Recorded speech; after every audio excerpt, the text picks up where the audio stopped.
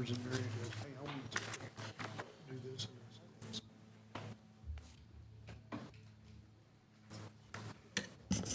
We're going to let Mr. Rips get ready before we start. You let me know, sir.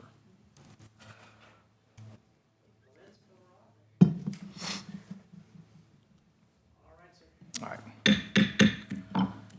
All right, meeting, the Wilson County Commissioners Court meeting for April 24th, 2023, 9 a.m. meeting is now in order. Let the minutes reflect that we have a quorum. All right, before we start the prayer, we want to recognize a former long-standing county employee, Mr. Richard Godwin, has died Saturday. He had, again, 43 years with county service, and I'm going to let Commissioner Paradola say a few words, that they were very close friends before we go into the prayer.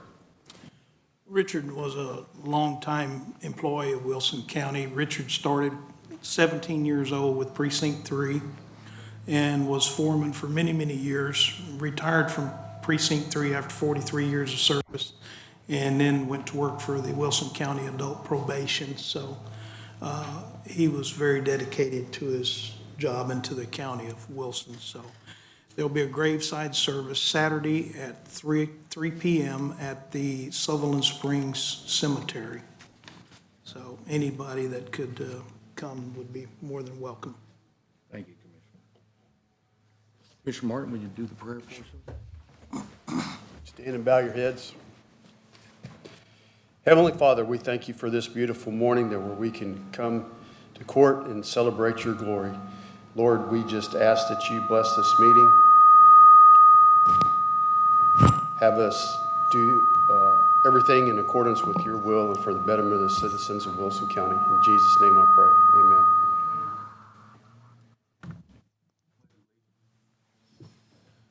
Pledge allegiance to the flag of the United States of America and to the republic for which it stands, one nation, under God, and indivisible, with liberty and justice for all.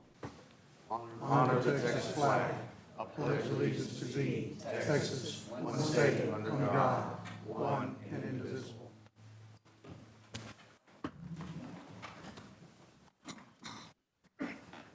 John, is that some kind of feedback we're getting? Do you know anything about the sound system? And Crystal's kind of trying to do something here too. Oh, okay, all right. I think it should be good. All right, do we have any public comments? No, sir. Public comments, thank you. All right, we're going to enter the record some certificates of completion for Criminal Justice Information Services Security Awareness Training to Genevieve Martinez, Level 3 Security Awareness. And the next certificates are all for Cyber Security Awareness Training, certificates of completion by Olga Moreto, Rose Labus, Sarah Pettis, Rose Pruski, Kristen Labus, Gary Martin, Candace Myrick, Catherine Reeves, Vicki Kimball, Nikki Storr, Yvonne Ortiz, Heather Lindquist, Sherry Mante, Rebecca Upchurch, Sandra Smith. I think that's them. And we enter those into our minutes. Thank you. Agenda number 5, Commissioner Precinct number 4, Commissioner Aiken, discuss and take action upon an interlocal agreement between the City of Stockdale and Wilson County Precinct 4. Commissioner, you have the floor. Thank you, Judge. As has been a long-standing history between the City of Stockdale and Wilson County Precinct 4, we have updated our interlocal agreement, and basically the agreement has been acknowledged and accepted by the attorney for the City of Stockdale and also has been looked over by our county attorney's office, and what you see before you is the finished product. The city of Stockdale's already ratified it, and we would just need to take and vote on it today that we would accept the agreement. Okay. Commissioner, do we have that? We have that agreement? I looked through the packet, and Yeah, it's not in the packet. So you emailed out. We'll get it up here and then get it, okay. I'll entertain a motion that we take action on the interlocal agreement between the City of Stockdale and Wilson County Precinct 4. I'd like to Okay. make a motion that we accept it. Motion made by Commissioner Aiken. Is there, seconded by Commissioner Paradola. Is there any other discussion? If there's none, all those in favor say aye. Aye. Against? Motion passes. Agenda item number 6, Genevieve Martinez, County Clerk, discuss and take action on allowing County Clerk to enter into an agreement with GOVOS to offer property fraud alert to county residents.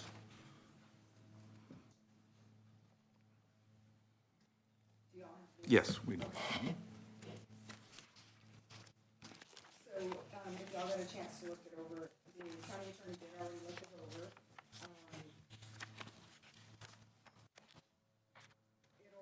This will come out of the county clerk's, software budget, $1,200 annually. And,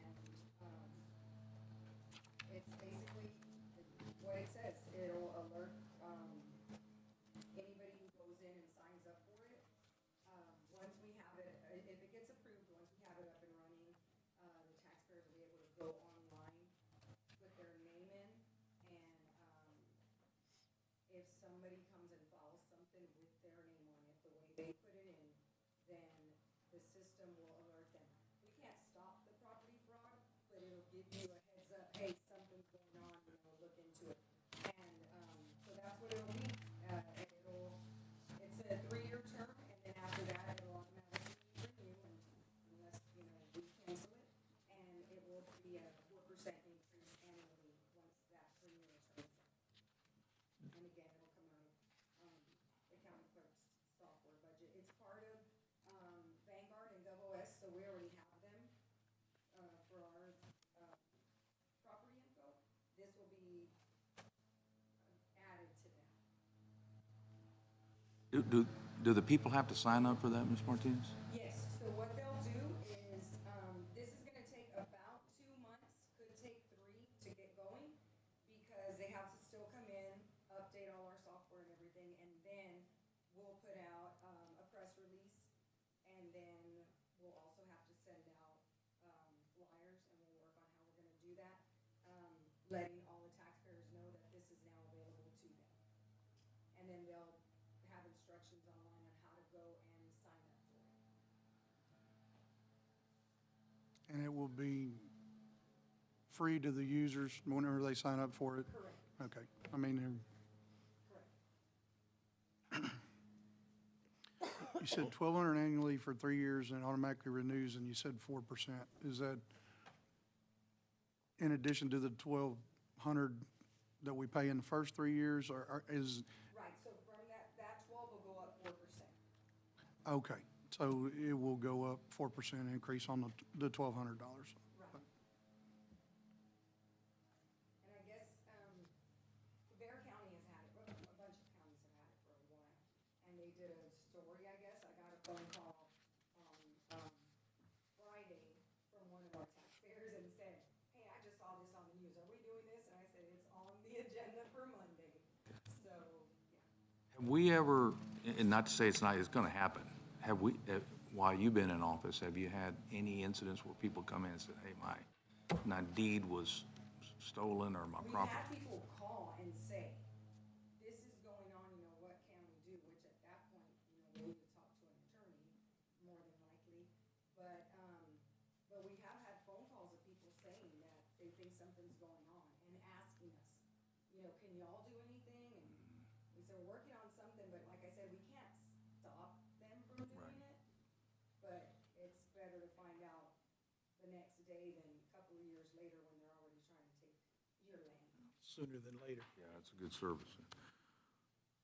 All right, Commissioners, I'll entertain a motion on agreement with GovOS to offer property fraud alert to county residents. I'll make a motion to allow the county clerk to enter into agreement with GovOS to offer property fraud alert. Motion made by Commissioner Martin, seconded by Commissioner King. Is there any other discussion? If there is none, I'll call for the vote. All those in favor say aye. Aye. All those against, motion carries. Thank you. Agenda item number 7, Commissioner Precinct 1, Gary Martin, to discuss and take action on accepting a donation from Meyer Energy to place base and grade a portion of County Road 101. Yeah, Mr. Meyer owns a business that's on County Road 101 and intersects with County Road 135. He has some extra material and a maintainer and is willing to offer that to us free of charge. Once he's able to complete that, then I'm going to re-chip seal the road.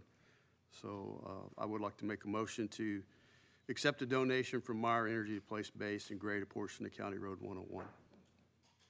Motion made by Commissioner Martin. Is there a second by Commissioner King? Is there any other discussion? Vote. All those in favor say aye. Aye. Against? Motion passes, and we thank Meyer Energy for that. Agenda item number 8, Commissioner Precinct 1, Gary Martin, Derek Galditz, and Dominique Carvajal, update from the San Antonio River Authority.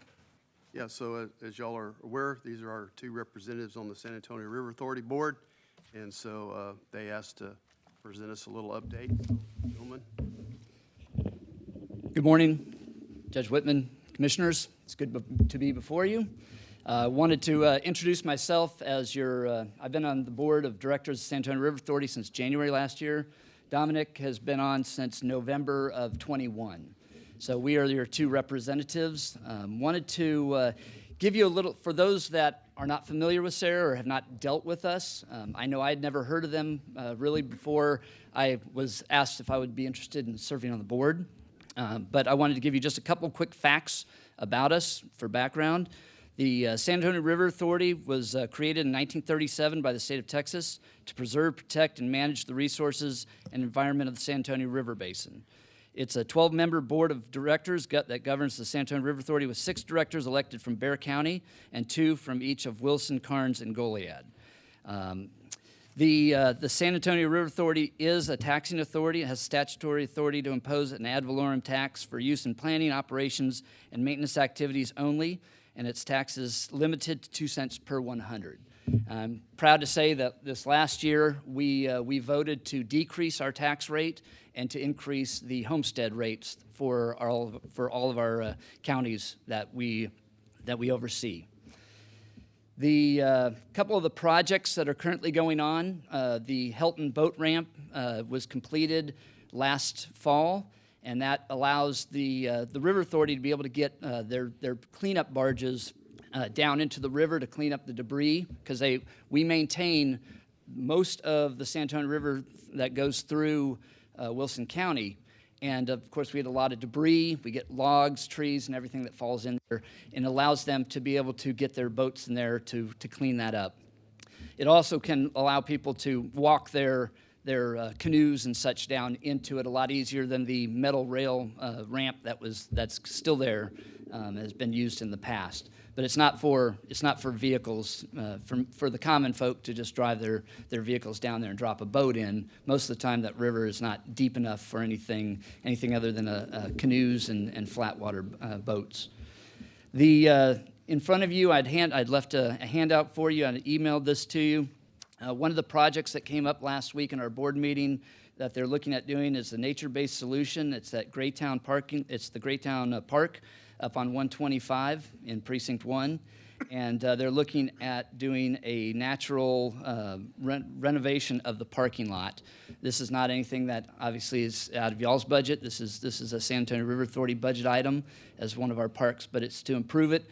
If you were not aware, there is a Frisbee golf course out there at Greytown, and they're looking at ways that we can make this more accessible and to get better use by the communities and people that enjoy those things.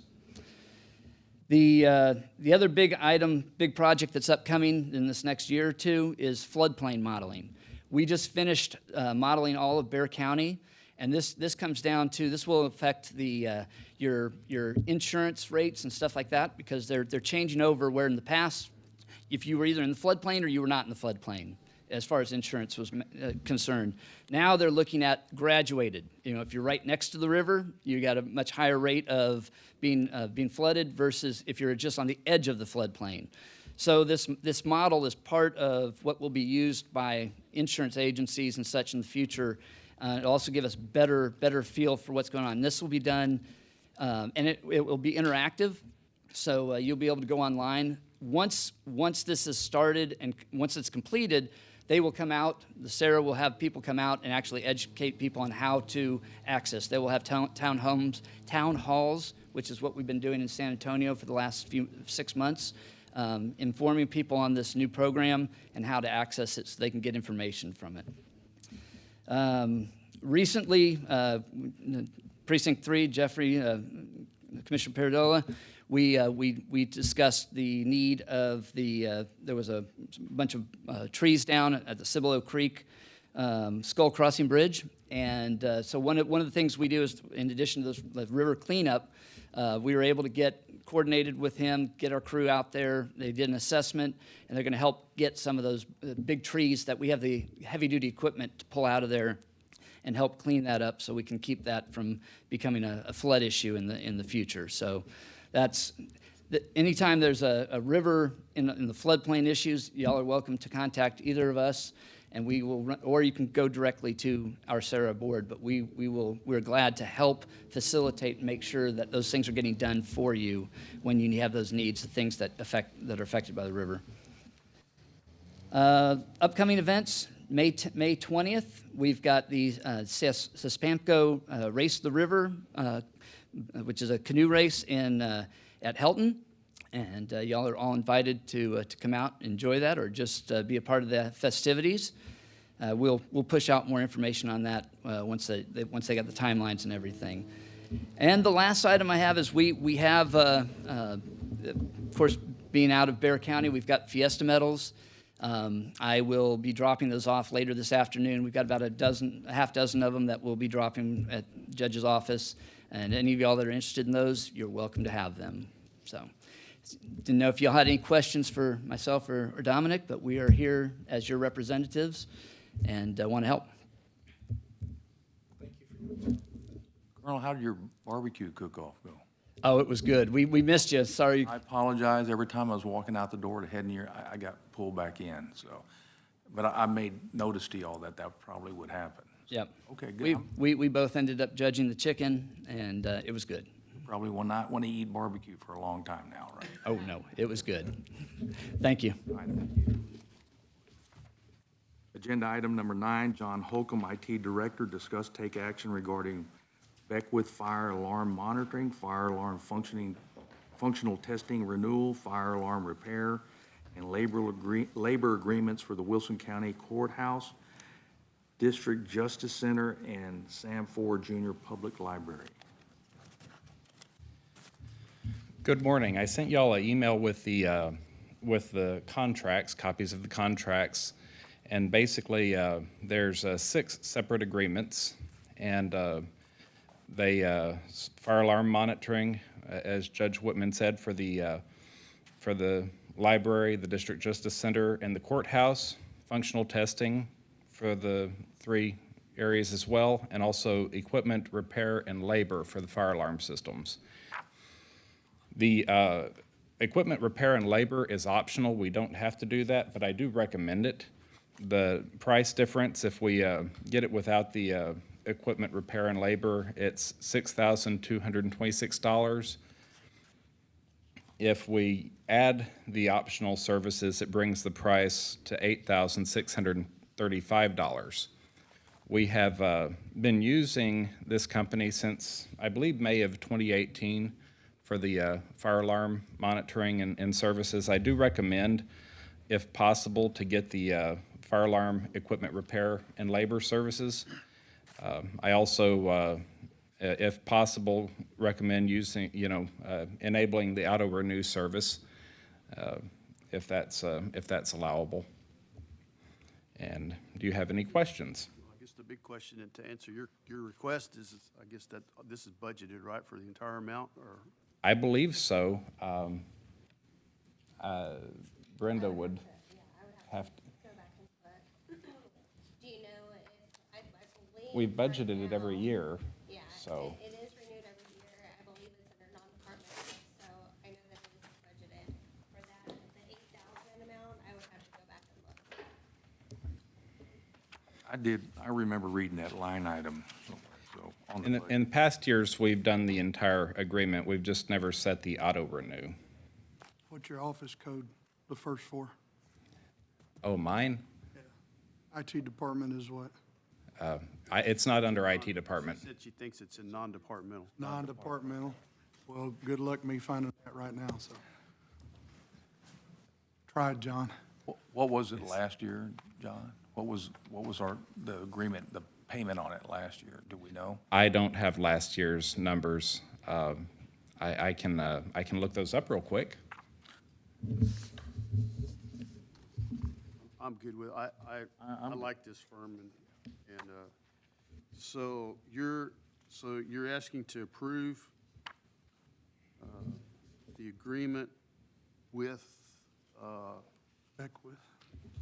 right, I know it's Beckwith, but with, you want the functional testing and the optional equipment repair and labor plan, correct? Yes, sir. My understanding with the equipment repair and labor is if they find something wrong during the testing, they'll fix it.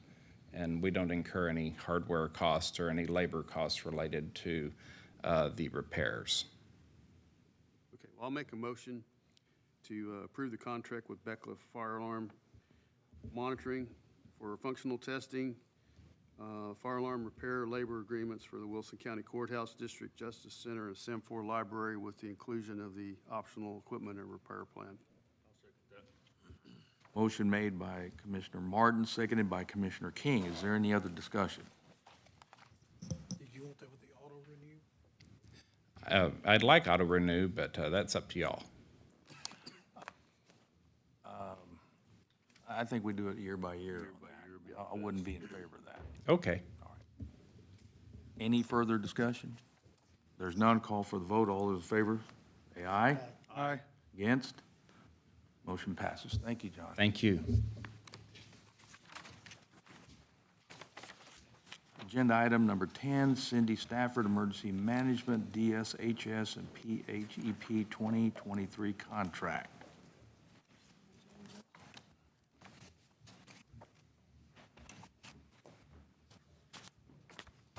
Good morning.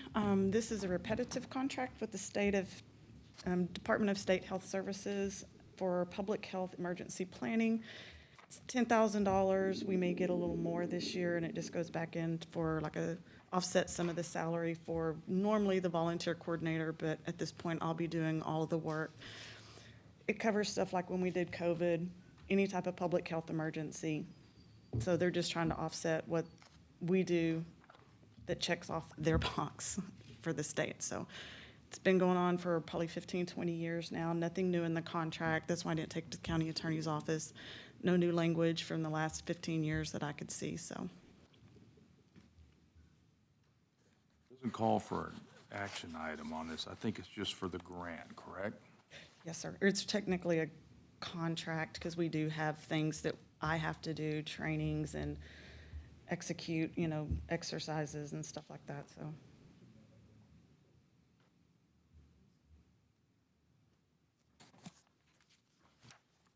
Okay. Doesn't say that, but I think we should have had that on there. I'll entertain a motion that we maintain this contract with DSHS, and I'll call the number out, HHS 01-1312-70004, under the title Center for Health and Emergency Preparedness and Response Grant Program. Judge, I'll make a motion to accept this grant. Motion made by Commissioner King, seconded by Commissioner Paradola. Is there any other discussion or questions? Not a call for the vote. All those in favor, say aye. Aye. Against? Motion passes. Thank you, ma'am. Thank you. Agenda item number 11, Christina Moots, County Treasurer, discuss and approve extending our depository bank contract with South Trust Bank an additional 2 years. Yes, sir. Good morning. Just like it states, our contract was from May 1st, 2019 to May 1st, 2023. And with coming in office, putting everything together, learning, I just felt that it was best to extend it 2 years, working with them right now versus going out for bids, possibly with other banks, contacting. So that's why I'm here for you to ask to extend it. I am allowed to extend it up to the 2 years for a total of 6, and then have to go out for bid after that. I can't extend it again after that. What's the change? Is there any changes in the terms? No, I do have a meeting. Afterwards, the process of getting, if it is approved, then once the minutes are approved in next Commissioners Court, sitting down and getting Andy and as well as the judge to sign off on that. But nothing's really going to change. I can talk about things, but we'll see what options we have. Anything related to interest rates in there? No. No, because our interest rate is rising at this current time right now. Fingers crossed. They were low and they're rising now, so we're not locked into anything. Yeah, even with our current contract right now, they're rising. The interest rates are going up. So this is just a contract to continue doing business with. For them to maintain as our depository bank, yes, sir.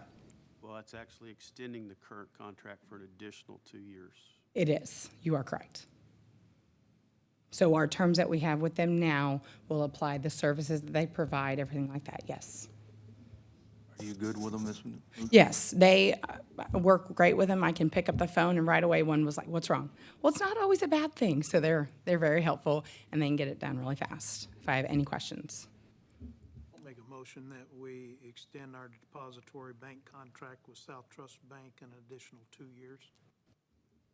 Is there a second? I'll second. Motion made by Commissioner Paradola, seconded by Commissioner King. Is there any other discussion? There none, I'll call for the vote. All those in favor say aye. Aye. Aye. Against? Motion passes. Thank you. Thank you. Agenda number 12, Renee Merton, discuss and approve the use of the Wilson County Courthouse parking lot for the 3rd Annual Wilson County Mental Health Advisory Board 5K Run Walk taking place on Saturday, May 13th, 2023 at 7:30 a.m. The parking lot is the proposed site for the start and the finish line. Ms. Martin? Good morning, Judge, Commissioners. This is our 3rd annual 5K run. In the past, we've had it out at Hilton Nature Park in the fall. And we decided this year to move it to May in conjunction with Mental Health Awareness Month, and we wanted to bring it into town. It's also going to be on the same day as the community market at the old Phelps Building. So we're hoping to just make it more of a community-wide event. And you should have a copy of the proposed race course. So it is a chipped race, so it would be they would be setting up a start-finish line with the timers, the chip timers. So we're proposing that we do that here in this parking lot, and so the race would start through here and finish through here. Commissioners, I'll entertain a motion. Yep. I'll make a motion to approve the Wilson County Courthouse parking lot to be used for the 3rd Annual Wilson County Mental Health Advisory Board 5K Walk and Run on Saturday, May 13th. Is there a second? Aye. Yes, sir. Okay. Motion made by Commissioner Martin, seconded by Commissioner King. I'll give it to you this one. It was a close one, so. Is there any other discussion? If there is none, I'll call for the vote. All those in favor say aye. Aye. Aye. Against? Motion passes. Thank you, Ms. Burke. Thank you. Agenda item number 13, Nikki Storr, Library Director, discuss and approve for Nikki Storr, Library Director, to apply for the Texas Broadband Development Office grant that will help to create a techmobile that could service areas of the county that have low to slow broadband speed. Good morning. As you can tell, I have a thing about PowerPoint so everybody can see what we're talking about. Commissioner Martin and I have been following the Texas Broadband Initiative that's been going on. I know last year you and I participated in a few talks. So they're finally getting together and offering their grants for people. So this grant would actually come out of the Texas Comptrollers. I put on there the minimum ask is $200,000 with the maximum is close to what, $5 million. It's not a matching grant, but there are ways that we can contribute to the grant. The only thing that would be on my part if we chose to go out would be actually do the monthly reimbursements. And they do allow for employee hire and for services. So it is a 3-year program. So if we could go on to the next one for me.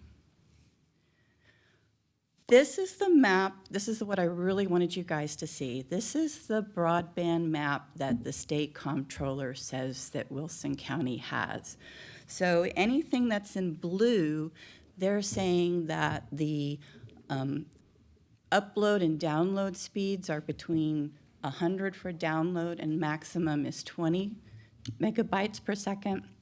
It's really the orange part that they're looking for. That's what they're considering low to no speed. The white sections on the map, they have no data for. So we have to assume they have no internet service. When we were doing the listening sessions with the broadband office, I actually went and visited one of those white spots that was in Sutherland Springs. It was a pasture, a cow pasture, so I don't think they need the broadband. So that's why it's white. So can we go one more? And I put on the website there if anybody wants to go and see the map for themselves.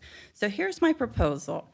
I would like to create a Wi-Fi technology-loaded van that could go to those lower speeds for a few hours on a regular schedule. So if people, instead of driving all the way into town, you could go to the mobile van, hook up to the internet, and do what you needed to do. I'm trying to keep this as simple as possible, and that what we learned from our last grant with the State Library, that Digital Navigator grant, people don't want the equipment, they just need the internet service. One more for me. So this is what we could accomplish. We could accomplish a free internet service. We could put a scanner in the van that would be able to either scan to a laptop in the van or onto a USB drive. We could offer wireless printing. You can have access to your emails. You can even search the internet for your health care. Oh, we have a lot of job searching. And the Fairview community has asked me to try to work out something so I could do for homeschoolers to do their schoolwork. So how do we accomplish this? So I need this van to go around to do the underserved areas. We would need to park in areas where there's little to no service. We need aggressive marketing to let people know that it's there, because there's still people who think I'm just the library. They don't realize whatever else I have. And it may require, if we hire people to drive the van, it might require them to work nights and weekends to provide the service. One more for me. So, and the other question I always ask when I start to do a grant is, what kind of data do I need to collect? And I don't collect names, addresses. I'm more of a numbers kind of person. So we would need to know how many people are using it, how many people ask us reference questions. A lot of people ask us where and how to get somewhere. The initial stops, any special request. I foresee that if this is on a scheduled stops, that people may ask us, can you bring my book to me the next time you're here? Can you bring my audiobook the next time you're here? So we could offer some kind of service where we could go out.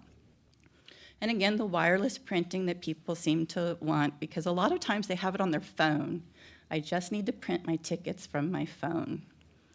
And then the one-on-one sessions that we still do at the main library in Floresville is, how do I do this? How do I attach an email? How do I attach something to my email? And so the other thing is they're always wanting us stories. How can How is this service helping the people of your county? So I tried to put together a small budget, but there are some things that I have to say I have no experience doing. I have no experience about buying a van with county money. To me, it's always been, what color of a car do you like? Well, I'm a purple kind of person, so I get as close to purple as I can get. That doesn't help me when it starts talking about chassis size, wheel size. So I would need some help from somebody to do that. I can do the interiors and I can do the other items. Our matching part of the grant could be that the county provides the gasoline for the vehicle to go, the licensing, the tires, the maintenance, anything on the van. It would also be recommended that this mobile unit have a cell phone in case they're out in the county and need help that they can call to come back. And then I started thinking, what do we already have?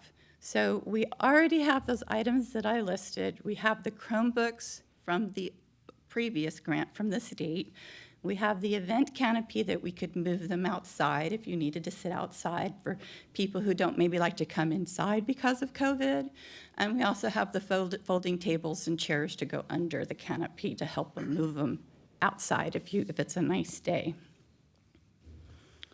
So this is their matching requirement. This comes directly from their vending source where it says that the matching funds may be provided in the form of either cash or in-kind contributions, but it won't put you down the list with people who are scoring the grant. They know that it's not a matching grant, but it might help you, is the way that I understand their paragraph.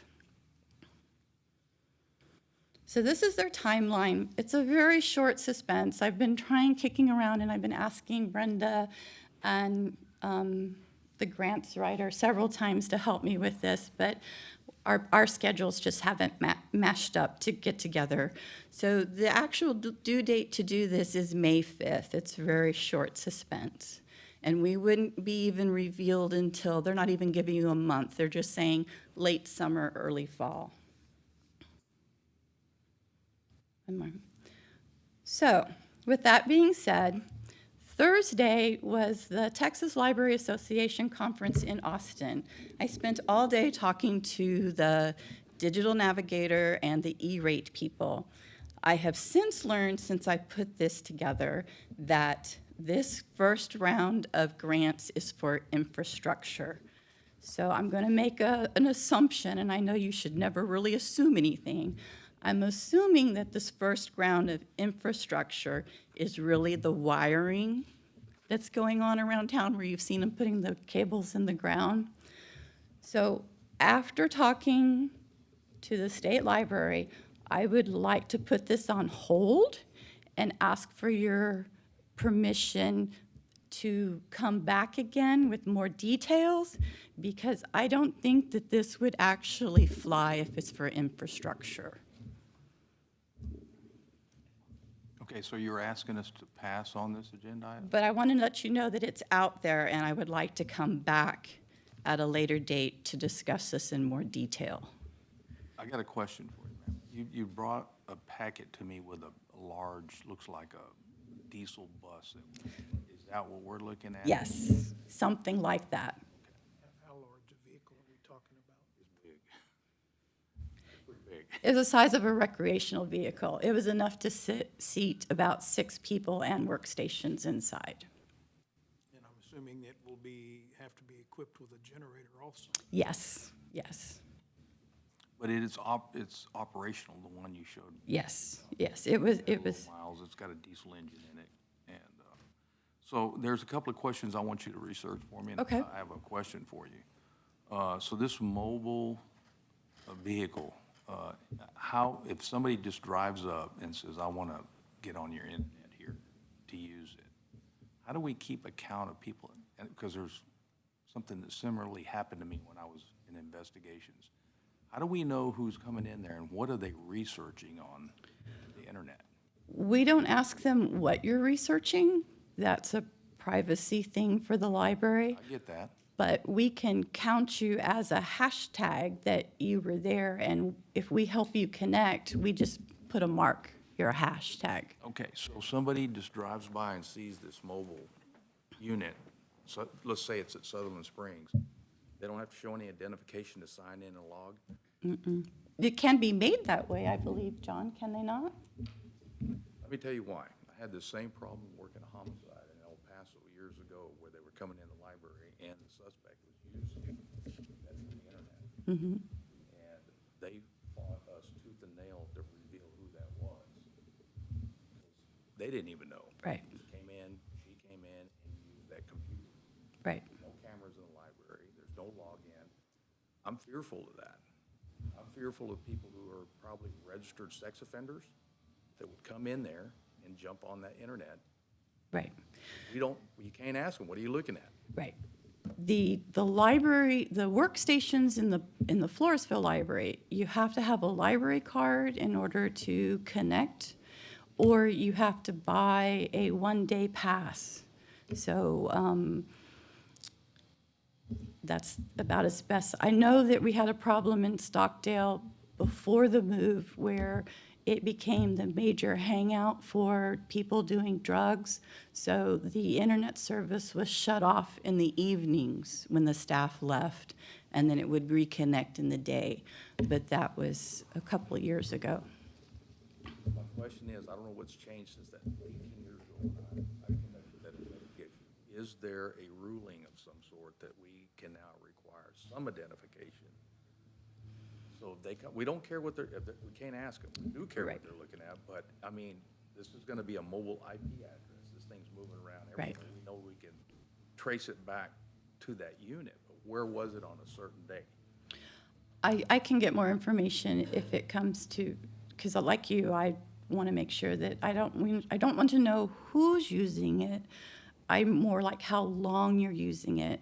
And if in the mobile unit, your monitors are faced out, so you're not hiding behind a screen typing, your screen is in full view of what people are doing.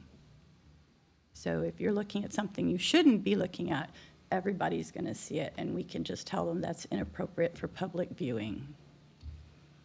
We'll go ahead and table it, and then take it from the table when you're ready, but if you can get some of those answers. I sure can.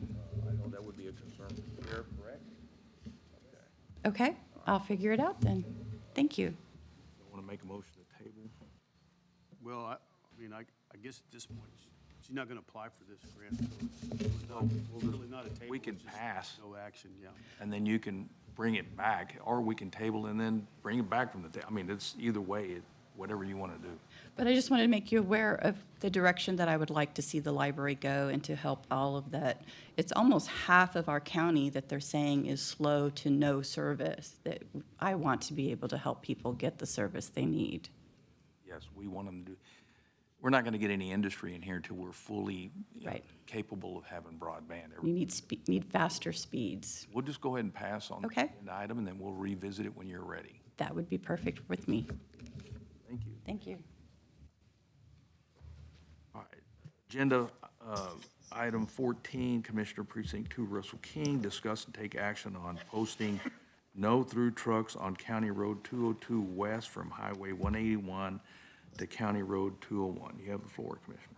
All right, so County Road 202 West, we have a lot of truck traffic that goes through there to get to County Road 201. They just don't want to go through Poth and go to a light, so they use this road, tearing it up pretty good. I would like to have some no-through trucks signs up there, so, you know, not trying to put more pressure on the sheriff's department, but, you know, if they see a truck going over there, it's another thing for them to stop and hopefully stop these trucks as they continue turning up some of these roads that they don't need to be on. So, I make a motion to add no-through trucks signs on County Road 202 west from 181 to County Road 201. And there's a map right behind there. Don't we need to do a public hearing on that, Ms. Short? So, That's right. There should be a notice, and I think we already have a notice drawn up to, letting people know. I worked on the notice and it's ready to be put out for the next, for public, input for the next Commissioners Court. I think it could be done in the next Commissioners Court. Yes, sir. So the action we need to take is to Public post the hearing. public hearing, Yes. correct? Okay, I just wanted to clarify that. so, Publish the notice. Yeah, so yeah, just posting a public notice for no through, you want to, your word restated? yes. Okay, go ahead, Commissioner. Well, it's really to set the public hearing at the next Commissioners Court meeting, is that correct? Correct. Okay. Well, and, I'm sorry, but the notice also provides that Commissioners Court will take action after the public hearing at the next meeting as well. But is it the next meeting, or does it need to 30 be days, isn't it? 30 days from today? The 30 day, yes, 30 days. So it'd be the, Be the second meeting after this one. Yeah. Be in 2 meetings. 2 meetings from now. I don't know if it'll be make May 22nd. second May meeting. Yeah, so, because what we normally do is set the meeting day and time, and then once the public hearing is held, then you can take the action. So the action is just another agenda item. Thoroughly confused? Yeah, yeah, that threw me. So I The I would make your 22nd of motion to May. set Motion to set a public hearing date of on May. May 22nd. Hold on. Commissioner King still has the floor, and he's made the original motion. Yeah, You're I trying need to to make rescind another that motion on motion. his. So if you want to rescind your motion, and let's reword it. There you go. That's the Rescind that proper motion. way. Okay. And then make a motion to set a public hearing date of May 22nd for the no-through trucks at. 10, normally we say do it at 10. Yeah, we Yeah. normally do it at 10. So, Yeah, 10. 10.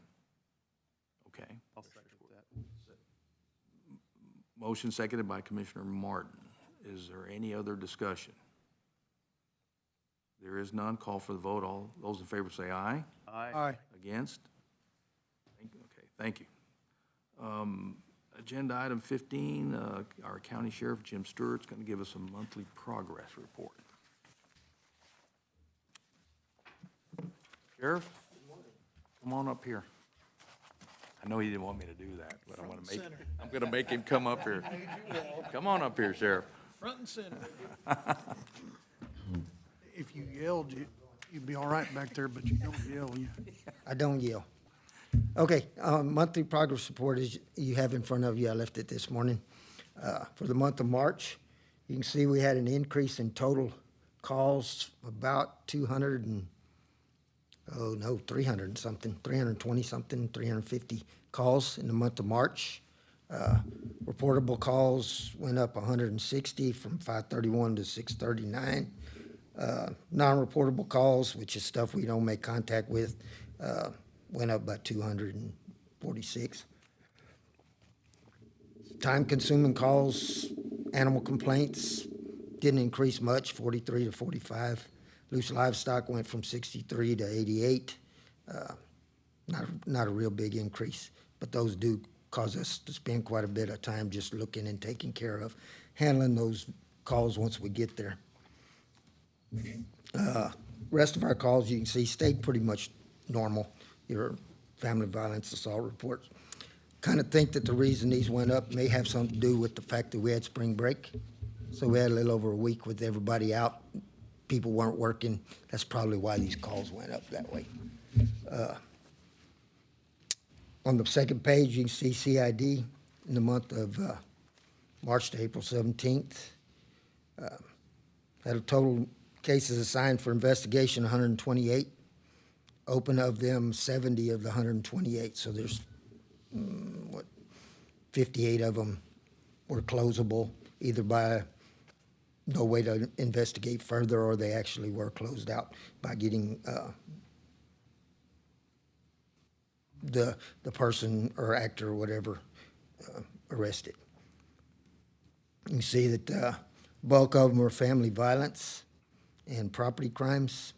23 family violence crimes, 44 property crimes. I know you're going to see probably an increase because we put in DWIs, we're putting a more aggressive approach on traffic right now. because of that.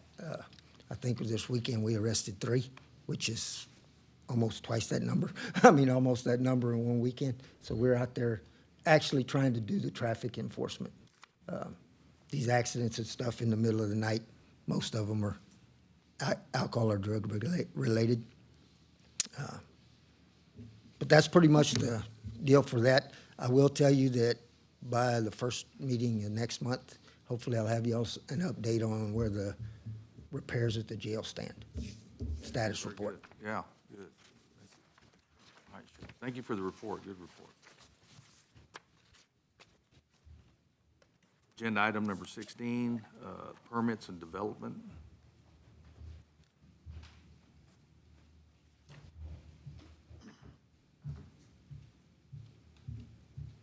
Good morning. The first thing on the list, I guess, or are you going to tell me? The utility permit? We're going to have to speak up a little bit. The utility permit, are you going to Yeah, read them we're out? going to go to Okay. items number 16A. Go ahead and introduce yourself, Yeah. because Oh. you're not Rebecca Scriven. No, I'm Tammy Burleson. I've been in the office for the last 17 years, and I'm here to present this morning. Okay, go ahead, ma'am. So on the utility permit, this is, Sunco is requesting permission to bore at the intersection of County Road 223 and County Road 221 from right-of-way to right-of-way, laying a 1-inch poly service line encased in a 2-inch PVC. This is for new water service.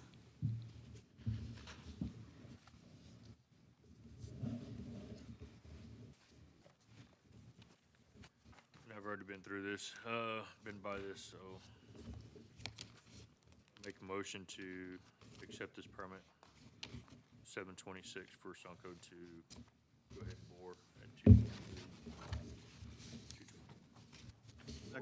Motion made by Commissioner King, seconded by Commissioner Martin regarding the permit.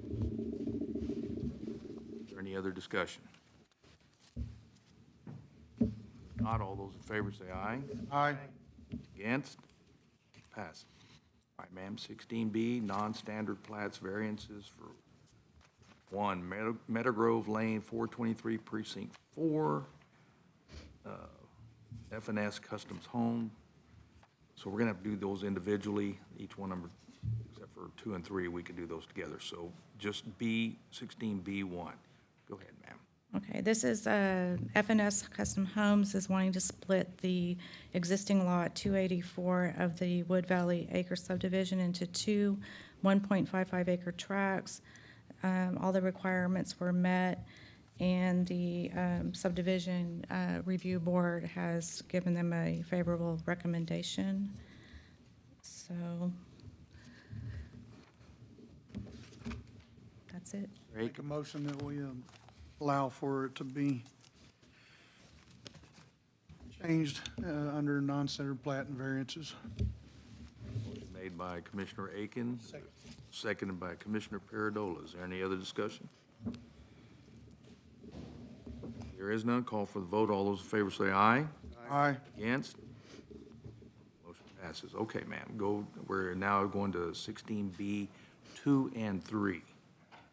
County Road 221, 216, Precinct 2, Gorbit and Zhang, and County Road 331, 397, Precinct 2, McBride. Okay, so on the Randall Corbett, they wanted to divide Lot 6 of the Rideout Ranchette subdivision into a 6.03 acre tract and keep a 19 acre tract to sell. The committee asked them to redo their survey and label it as Lot 6A and 6B, which they have done. So the Development Review Board said once they did that, that they would be favorably approved or recommended. Do they live there right now? They live on 6A, They live, so they're trying to sell the other, selling the rest the 15 acres, okay, because their application's a little confusing. It's gonna, pretty much limit where they can build the house, but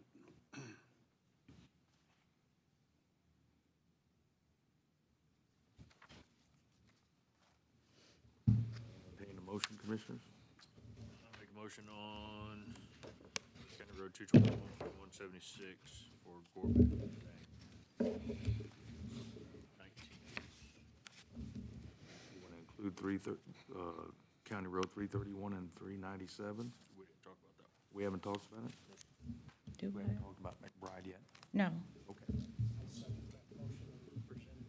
Okay. Motion made by Commissioner King, seconded by Commissioner Paradola. Is there any other discussion? There's not a call for the vote. All those in favor say aye. Aye. Against? Motion passes. Okay, we go to 16B3 now. This is for Andy McBride. There's a developer requesting a variance from the requirement of the subdivision regulations saying that a fire hydrant must be tied into a 6-inch water line regarding Article 8B1 of the rules and regulations. This is for the proposed Sandy Rock subdivision. A 4-inch main is currently in place, and Mr. Rodriguez, on behalf of Mr. McBride, explained that Oak Hills Water ensured that the flow requirements would still be met with the 4-inch main. Mr. Dimmer from Oak Hills Water was present to also tell them that. The hardship explained was feasibly of installing a 6-inch main, but their county engineer signed and sealed a letter stating that the 4-inch line would be sufficient to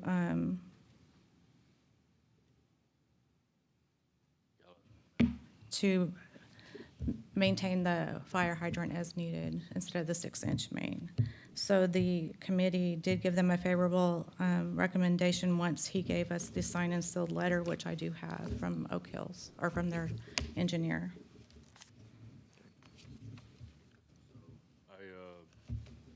Make a motion for County Road 331, 397 for McBride, for this variance. second. Motion made by Commissioner King, seconded by Commissioner Martin. Is there any other discussion? Judge, 4-inch line is not going to take and supply enough water. The engineers said it would. It will, it's right at the end of his line, so there's nothing past him, there's nothing going past him. So it's right there, and if you keep the 4-inch all the way through and through, it will suffice the pressure. It's not on a loop, it's on a dead leg. And it won't go any further. That's where his line ends. Well, I mean, there's actually strength in having a loop rather than a dead leg. The water comes from two different directions. I just, from my fire experience, if you say the engineer signed off on it, then we're gonna take it and lay it down in the lap of the engineer. If something goes on as fire suppression there, and the needs aren't met for the fire department to be able to take and do their job, it's gonna end up being an issue. Just my quick calculations, that's a part of the discussion. I think that's why the committee asked them to get a letter, though, from the engineer, so. Letter from the engineer and the water company was there also and explained the pressures and the Yeah. volume that's needed, and both of them said it. Where's the closest standpipe or water tower to this area? Because it's not my area, so I'm not really familiar with it. Right there at, by Mavericks. Where you get 775. How many miles of line is there from?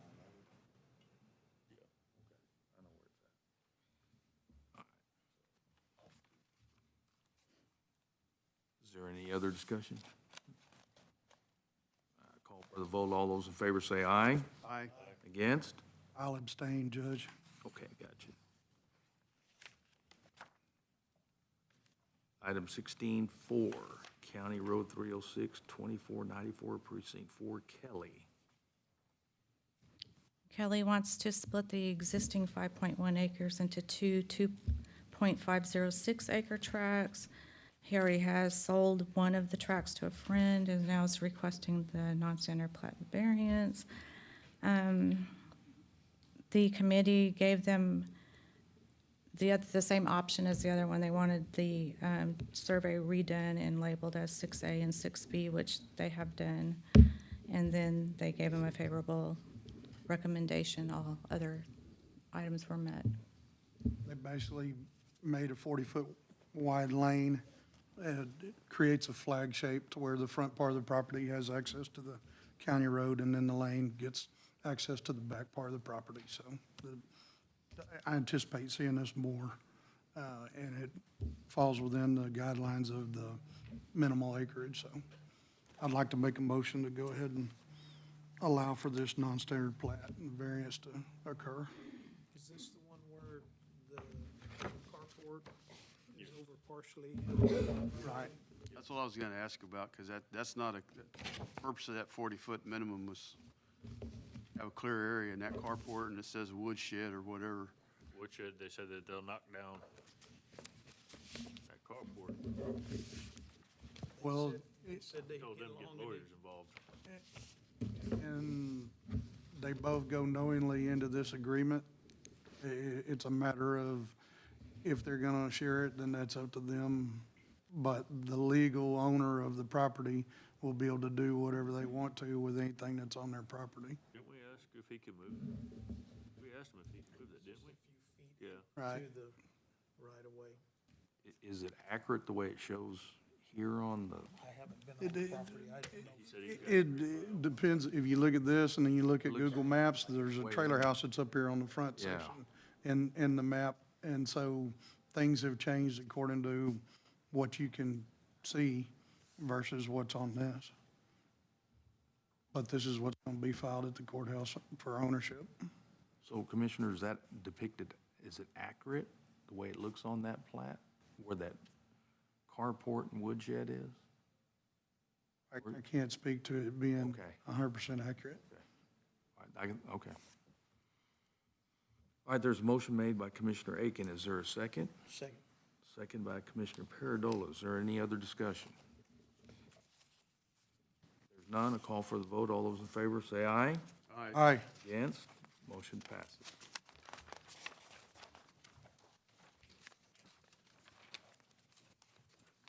Agenda item number 17, Ms. Christina Moots, County Treasurer. Discuss and take action on County Treasurer's financial report.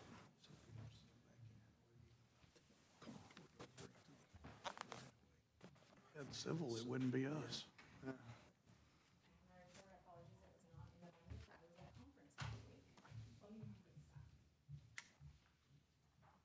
As long as you learned. I did. I took a lot. Thank you.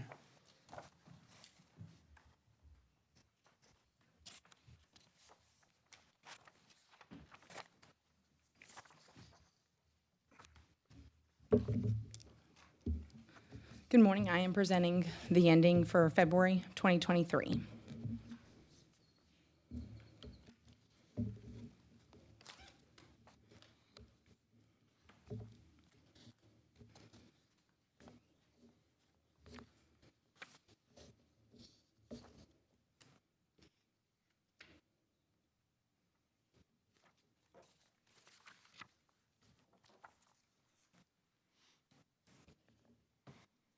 You also see, Does tax pool not pay interest monthly?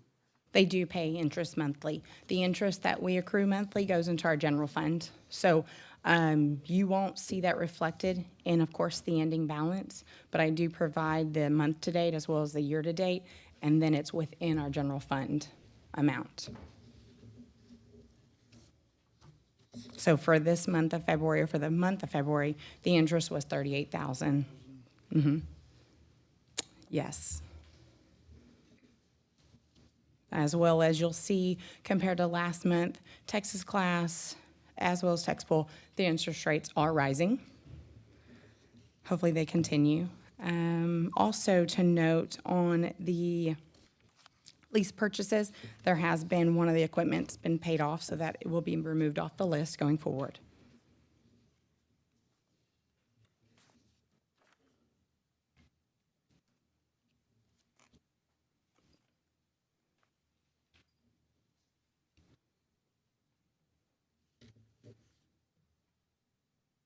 And that's another one, Commissioner Martin, to let you know, for our CD, the general fund certificate of deposit, the interest that that earns as well goes into our general fund. So some knowledge there.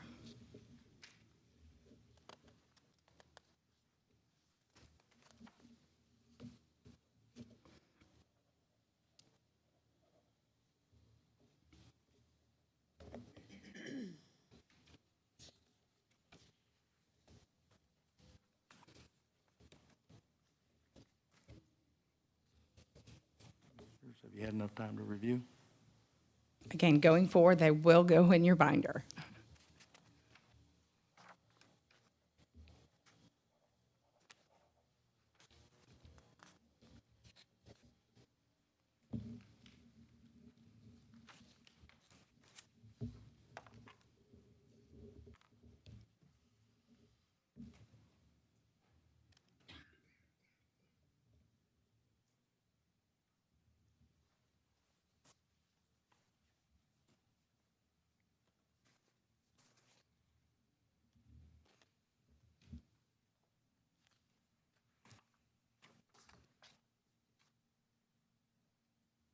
I'll entertain a motion. Make a motion that we accept the treasurer's report that reflects the monthly report ending February 28th, 2023. Motion made by Commissioner Aiken. Is there a second? Seconded by Commissioner Paradola. Is there any other discussion? If there's none, I'll call for the vote. All those in favor say aye. Aye. Against? Motion passes. Thank you, Ms. Booth. Thank you. Let me provide the copy for everyone.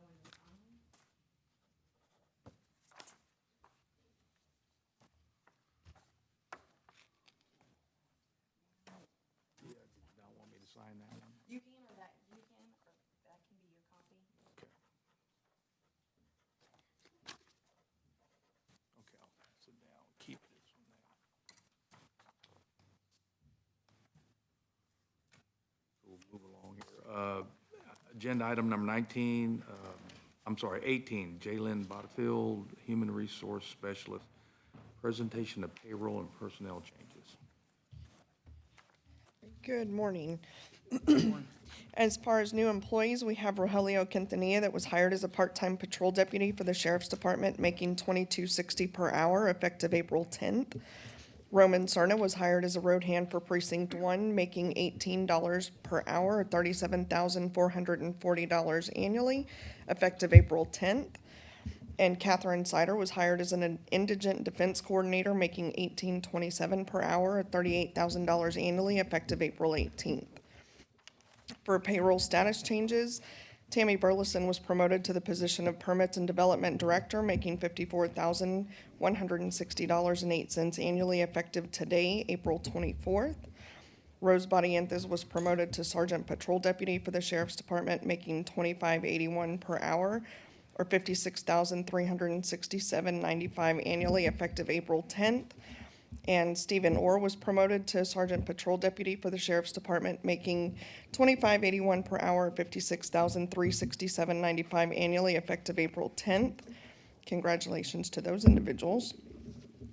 Genevieve Flippin resigned from her position as a dispatcher for the Sheriff's Department, effective April 9th. Rebecca Scriven resigned from her position as a Permits and Development Director, effective April 21st. And Rodney Dennis resigned from his position as a courthouse security for the Sheriff's Department, effective April 28th. Thank you. Any questions? Thank you. Agenda number 19, Brenda Trevino, County Auditor, discuss and take action on county bills.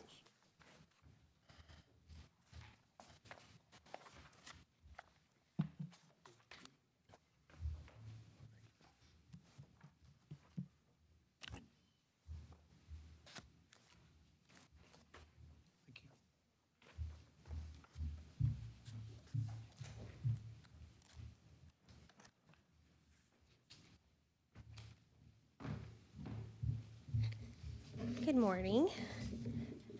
The bill total for this court is $202,777.30. And there is nothing out of the ordinary.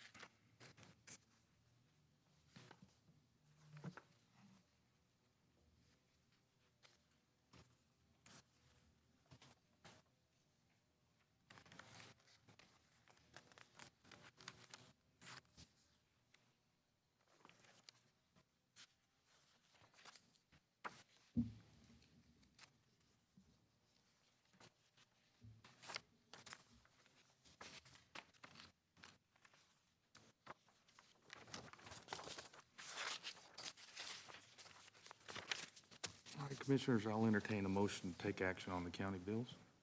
I'll make a motion to approve the bills. Motion made by Commissioner Martin. Is there a second? Seconded by Commissioner Paradola. Is there any other discussion? If there's not, we'll call for the vote. All those in favor say aye. Aye. Against? Motion passes.